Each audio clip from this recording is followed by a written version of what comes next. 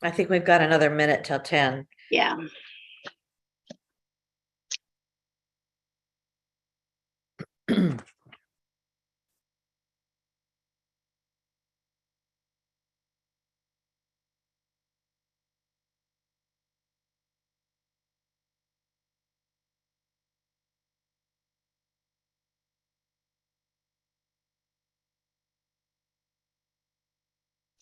Oh, sorry.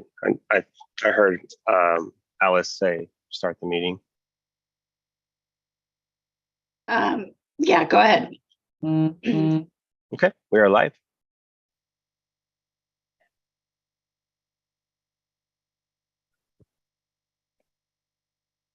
Okay, the July 28th, 2023 Oregon State Lottery Commission meeting is now in session.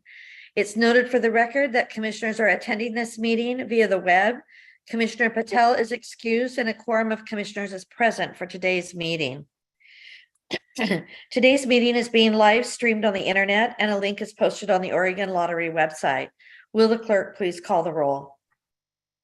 Commissioner Ramirez, Here. Commissioner Wilcox, Here. Chair Southoff, Here. Will the clerk please inform the commission of who else is in the meeting? yes, we have Interim Director Mike Wells, John Grew with DOJ, Jamie Egland, Jen Bagger, Carrie Hemphill, Matt Shelby, Sar Richards, Syed Hussein, Ty Calandrello, and Tina Erickson. Thank you. Members of the public have the opportunity to provide written comments to the commission for this meeting. Can the clerk please confirm that no public comment was received? That is correct. We did not receive any this month. Thank you. So with that, we'll move to the director's report. Mike? Thank you. Good morning, Chair Southoff, commissioners. We'll start with last week. I had the opportunity to attend the annual North American Association of State and Provincial Lotteries, better known as NASPL, professional development seminar in Denver with a number of other lottery staff. The three-day conference consisted of a number of professional development tracks related to core lottery business areas. Staff and I who attended learned more about lottery industry, how other lotteries are operating, best practices, and emerging information in the lottery industry. A common theme in the tracks that I attended were the potential impacts of artificial intelligence and quantum computing on the lottery industry and the security of the lottery industry in the years to come. There were, of course, no answers, a whole lot of questions presented. But I think, as you guys are all aware, these are hot topics, not only in the lottery industry, but all industries right now. So we will continue to monitor and learn as time goes on, how we in the lottery industry may be impacted and how we're going to deal with that. Also at this event, Alex Hamilton, Senior Manager of Business Operations, was among one of those awarded a 2023 Power Award. The Power Awards are named after one of NASPL's founders, the late Edward J. Powers, and are presented in recognition of the significant contributions of employees through exceptional job performance.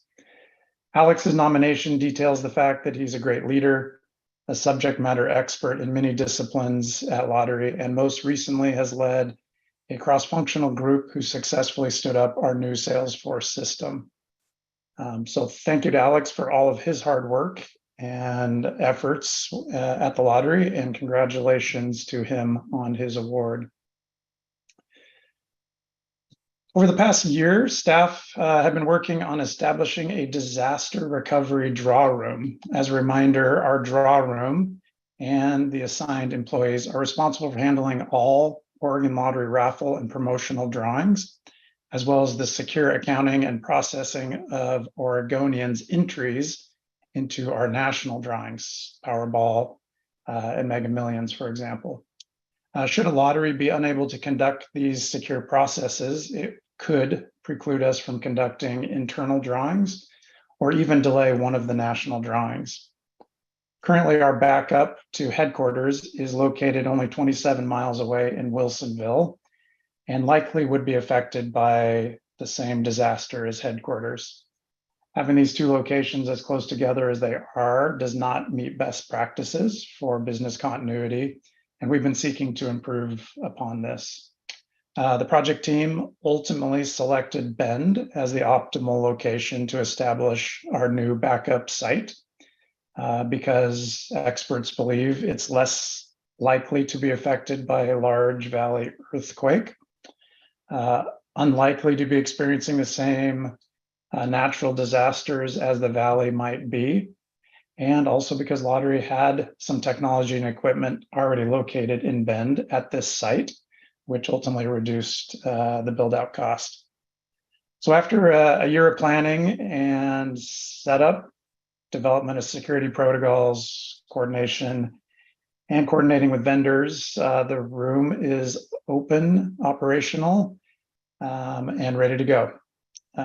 So this was, again, a cross-functional team involving security, gaming operations, information technology, our business continuity, program manager, and a number of other people involved in this build-out. Super proud of them for their efforts, getting this done in just a year's time and getting us more prepared in the event of an emergency. So thank you to them for all their hard work. As I've shared previously, we have a number of ongoing efforts for staff to volunteer in the community. This month, a handful of Lottery employees partnered with Solve to clean up litter at Salem's Riverfront Park. This cleanup was done in preparation for a Ironman racing event that was held in the park this last weekend. So thank you to all of our staff who took the time to volunteer for that cleanup project. Moving on, later in today's meeting, you're going to get a product sales report, but I wanted to take a note to talk about the 1 billion Powerball that we had last week, and the fact that Mega Millions jackpot is now estimated at 940 million. It's only the third time in history both jackpot games were above 500 million simultaneously. We also had several Oregon prizes come from the Powerball run-up. 7 $50,000 wins or more were drawn in Oregon last Wednesday when the jackpot was won by someone in California who I believe has not yet come forward. And then a few winter stories for this month. The first story serves as a great reminder to check your tickets. Trina and Joe of Portland play the lottery often, but don't always have time to check the results after the drawing. Trina was scanning some older tickets with the Oregon Lottery app and discovered a Powerball ticket from October of 22 was a $100,000 winner. Thanks to the surprise win, the couple plans to pay off some bills. Christine M. of Bend entered her Day of the Dead scratch-it ticket in our second chance game and came out a $50,000 winner. Christine says she makes a habit of entering her non-winning tickets in the second chance game. She's going to use the money to take her husband and 3 children to Disneyland. And Richard L. is a first-time winner from Eugene.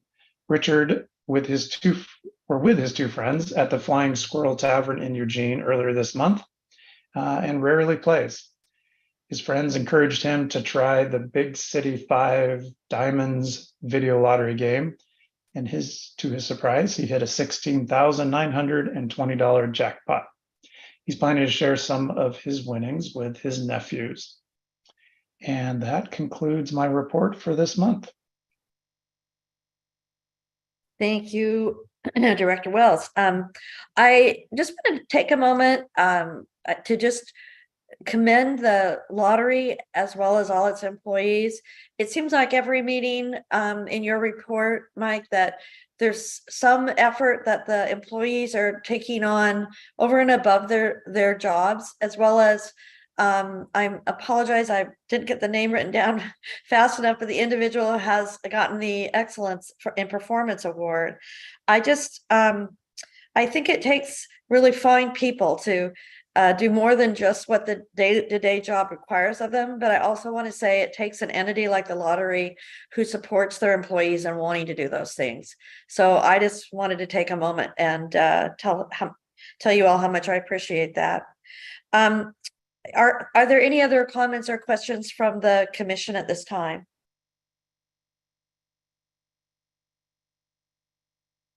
If not, we'll move to the minutes of the previous commission meeting. The minutes of the, excuse me.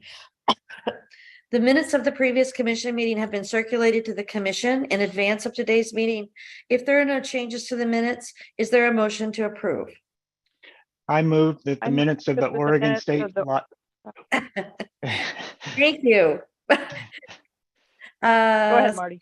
Yeah, so I move that the minutes of the Oregon State Lottery Commission meeting held on June 23rd, 2023 be approved as final as presented today. Thanks. Do I have a second? Second. Will the clerk call the roll? Commissioner Ramirez, Aye. Commissioner Wilcox, Aye. Chair Sathoff, Aye. For the record, the motion has passed.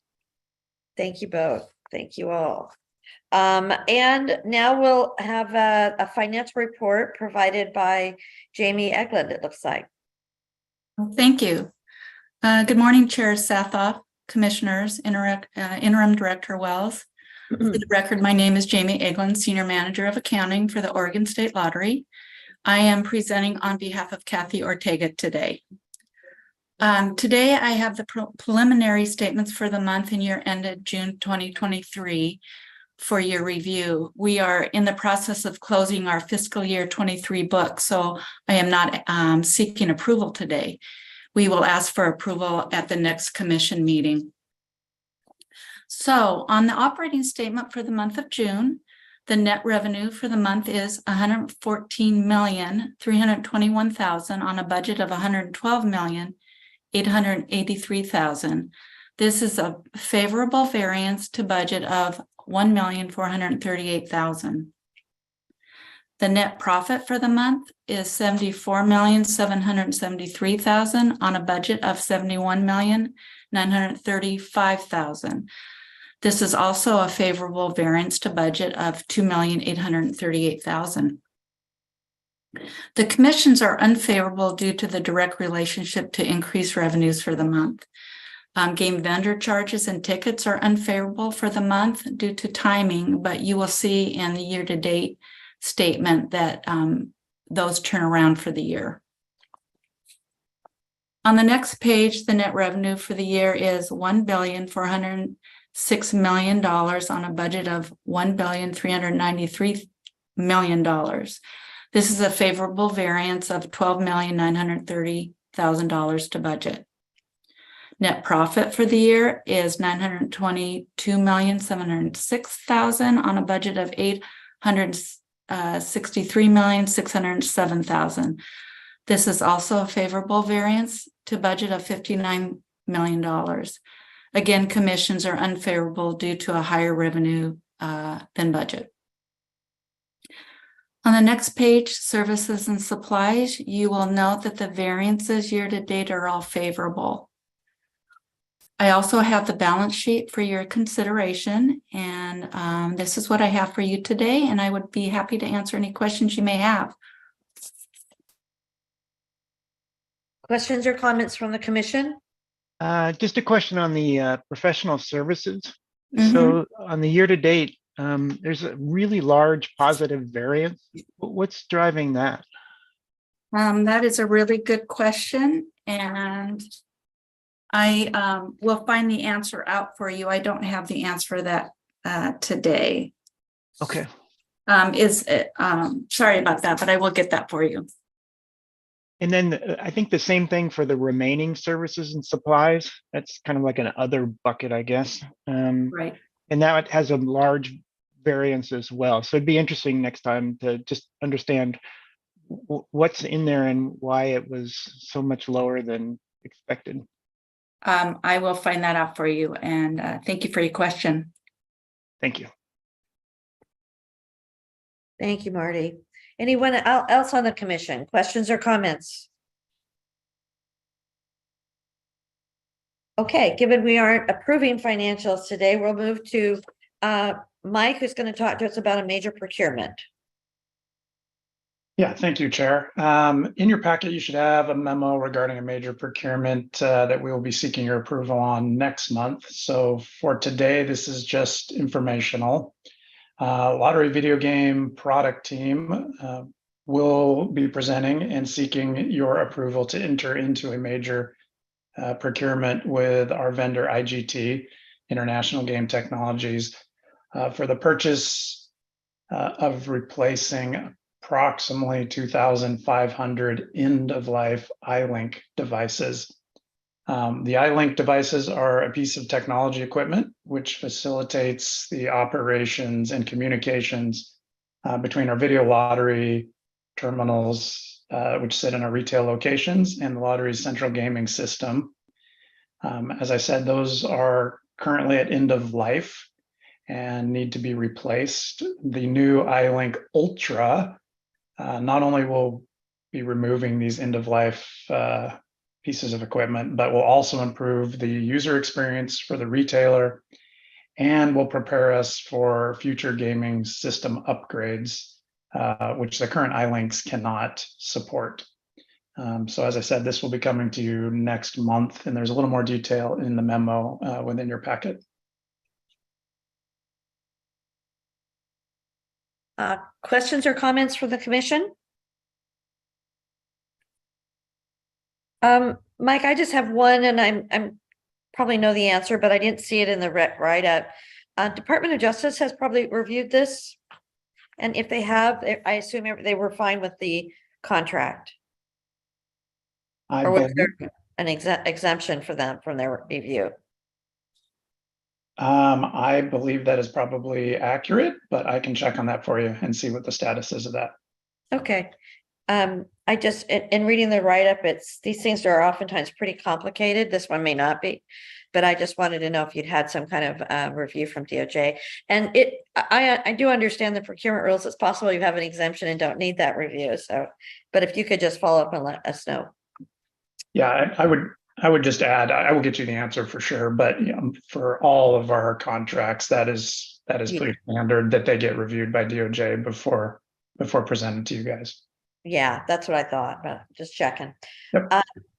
And questions or comments, any other questions or comments from the commission on this procurement that we'll be seeing again?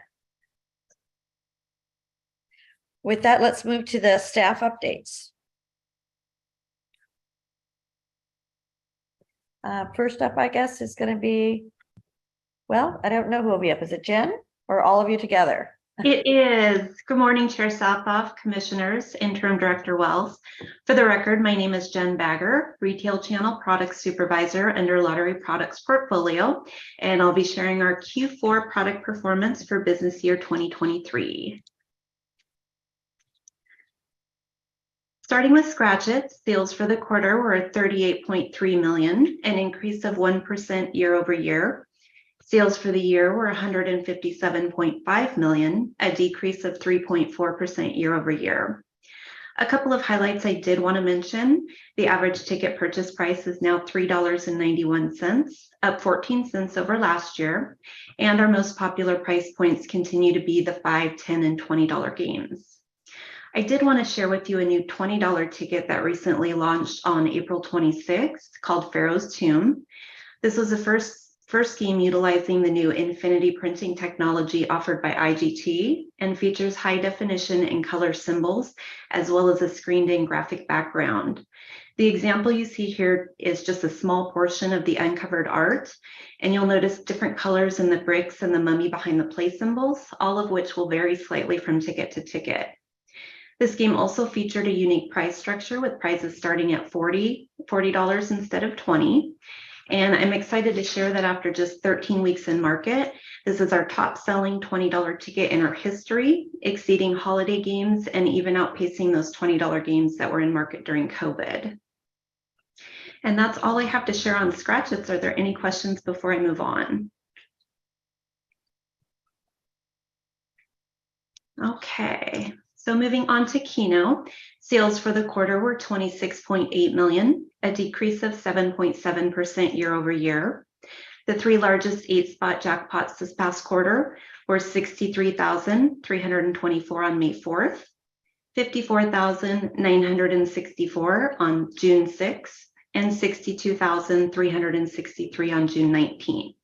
Sales for the year were 108.8 million, a decrease of 2.6% year over year. And that's all I had to share on Keno. Are there any questions? Okay, the last slide I have to share with you today are our jackpot game highlights. Sales for the quarter were 29.8 million, an increase of 17.4% year over year. Higher jackpot levels for both Mega Millions and Oregon's Game Megabucks were the contributing factors for the year over year increase when compared to Q4 of FY22. Ending Q4 figures for jackpot games, Powerball had sales of 12.6 million, a decrease of 4.3%. Mega Millions had sales of 8.2 million, an increase of 46.8%, and Oregon's Game Megabucks had sales of almost 9 million, an increase of 35.5%. Top jackpots for Q4, Powerball hit 251 million on April 19th, Mega Millions 476 million on April 14th, and Oregon's Game Megabucks 8.2 million on June 7th. Year-end figures for jackpot games, Powerball had total sales of 75.7 million, an increase of 32.8%. Mega Millions had total sales of 55.4 million, an increase of 126%. And Oregon's Game Megabucks had total sales of 32 million, an increase of 6.1%.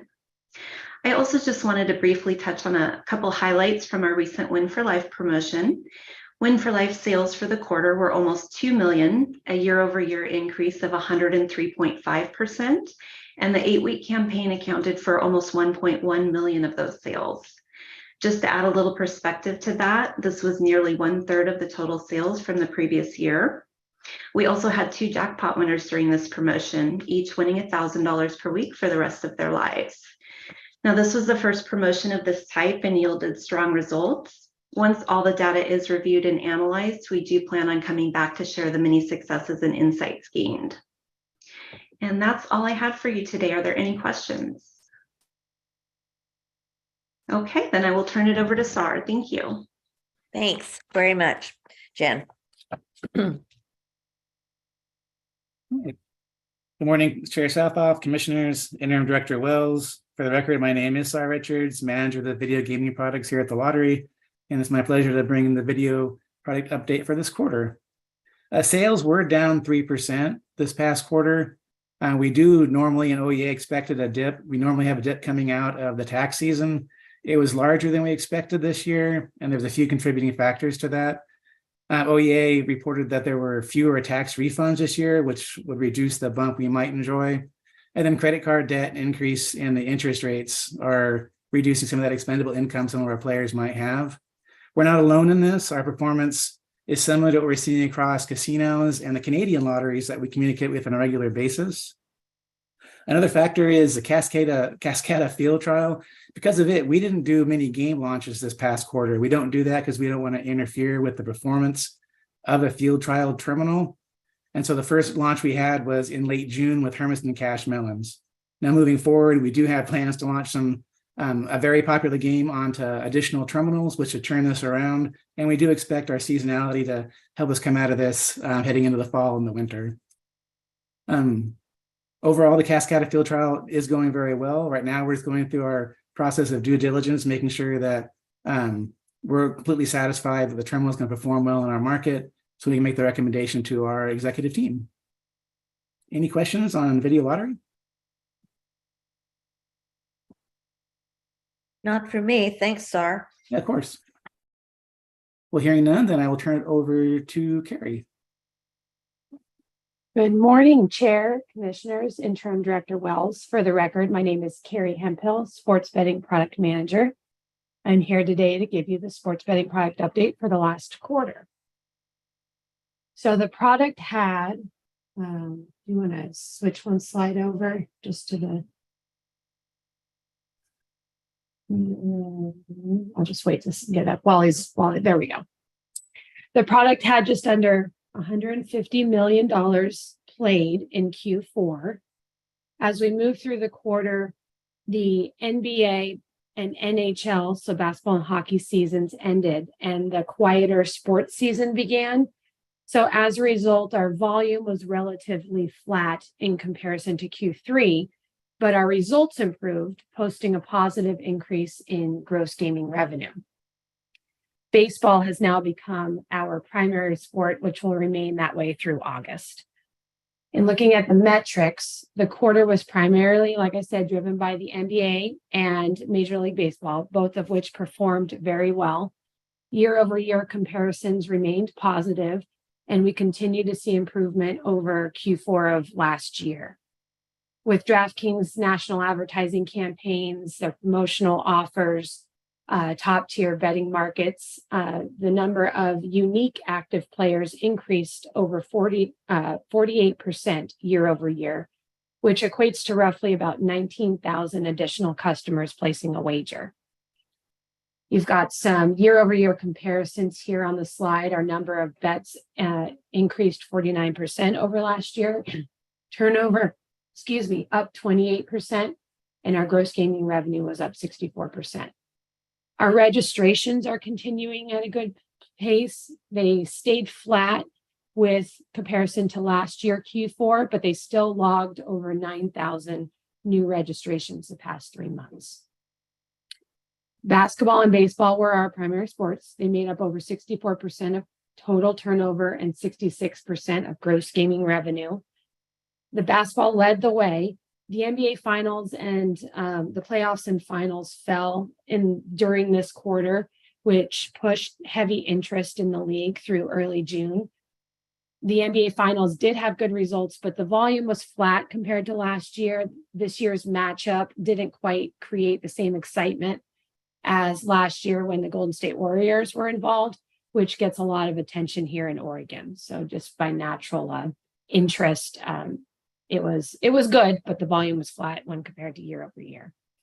Baseball outperformed the overall numbers, with gross gaming revenue increasing 88%, and the number of bets placed in the quarter increased 68% over last year.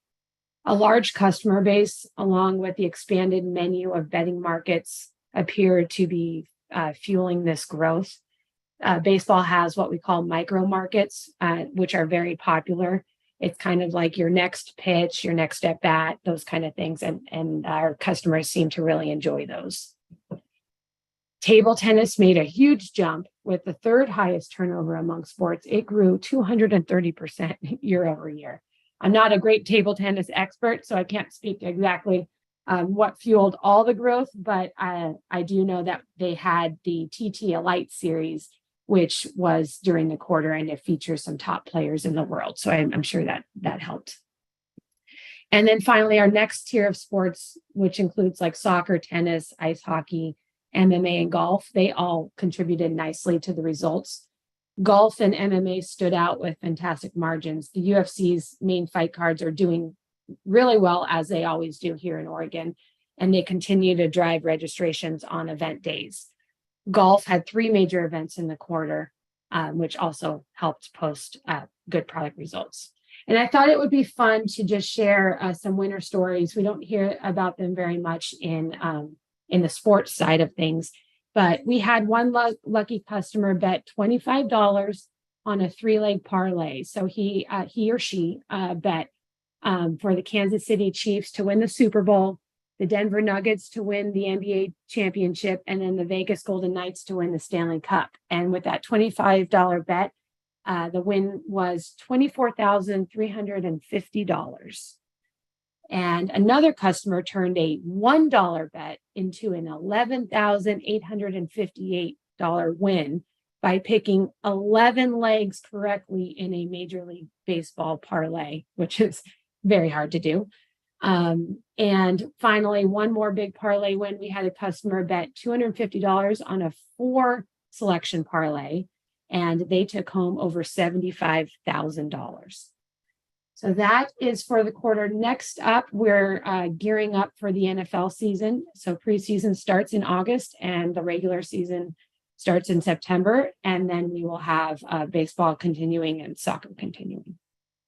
That is the sports betting quarterly performance update for this quarter. Any questions? Thanks, Carrie. Questions or comments from the commission? Yeah, Carrie, thank you very much for the winter stories. That's kind of interesting. I'd never heard any of those before. So thank you. I will try to throw those in where I can on our quarterly updates in the future. Thank you. Carrie, I have one question. It may be one I've asked before, but I don't recall. So, just if I have, remind me. And if not, something to think about for a go forward. We basically have 3 product lines, our revenue streams now: traditional lottery, video lottery, and obviously sports betting. And I know when we started the sports betting, we talked a lot about what are the target goals, and we've gradually, I think, not only improved our forecasting, improved our metrics on this, track better on this. But what occurs to me is I'm trying to think back, did we ever have an ultimate, when we think we're there, we've accomplished this, filled out this third revenue stream, a thought about what percentage of the lottery overall revenues we thought we would bring in? I mean, did we ever think that was ultimately going to be 30%, or did we just not have a target? And if we don't have a target, I'd like the lottery to just think a little bit about that. What is the ultimate goal for sports betting with respect to the entirety of the entity? Yeah, I don't think we ever actually had a full target. And then when we had scoreboard, we did think that it would take us 4 to 5 years to reach product maturity. But then we threw in the DraftKings transition, which kind of jumbled everything up. Sure. So yeah, I will take that action and get back to you.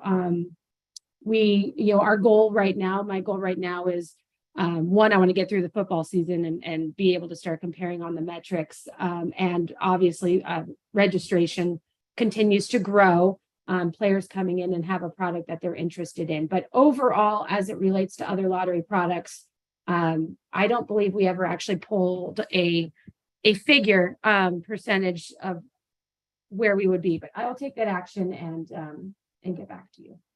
And it may not look, I don't want you to do that versus other more important work, because I do think we're still sort of growing this revenue stream and refining the product line. But I am curious as to, I mean, we have a lot of history in traditional lottery, and frankly, a lot of history in video, and we sort of know where, in the grand scheme, where those things are going to play out for us. So I'm just curious at some point what we think about sports betting as an overall contributor to the entity. But thank you all of you for the staff updates. I do have a question. I know that Chris wasn't on the agenda, but she did include some materials about the kind of the final report from the legislature. Was that intended for her to talk with us or just for our information? That was informational. Okay, thank you. I didn't want to skip her if we just missed her. That brings us to other commissioner communications, other business. Before I give an update from the audit committee, do any of the other commissioners have any other communications or other business they'd like us to talk about?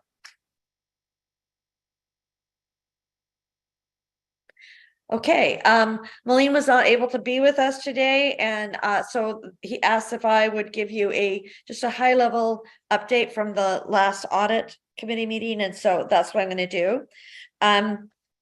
The audit committee met on June 26th. Kathy Ortega provided an enterprise risk management update, and that included an additional new risk that was added to our risk register, and that's the gaming network upgrade that we've heard about. Efforts are underway to mitigate that risk. She also provided updates on other items that are in the risk register, and I would say that we are progressing on all items at the pace that we pretty much expected. There's always sort of move forward, slow down, but I think that the audit committee feels good about where we're at on that. Updates were also provided on some specific audits, the external safety incident response and management audit, the change of director review audit, and the modern work environment risk assessment audit. That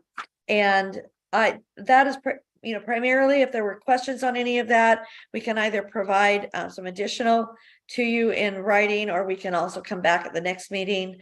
And I wish I could say that I've been out for 2 weeks, and so I don't know that I can answer any specific questions about that meeting, but I can certainly try.